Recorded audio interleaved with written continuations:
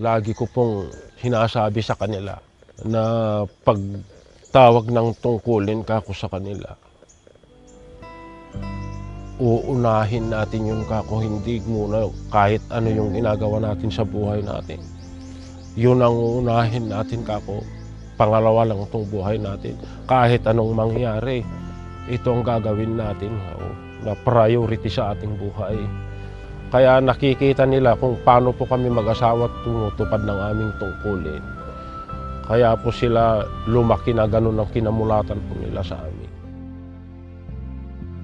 Bilang kanilang mga anak, gusto naming masundan yung mga nakita naming mabubuti sa kanila, na kahit anong mangyari, kahit anong nangyari sa kanilang buhay, tuloy-tuloy pa rin po sila sa pagtupad ng kanilang tungkulin. Susundan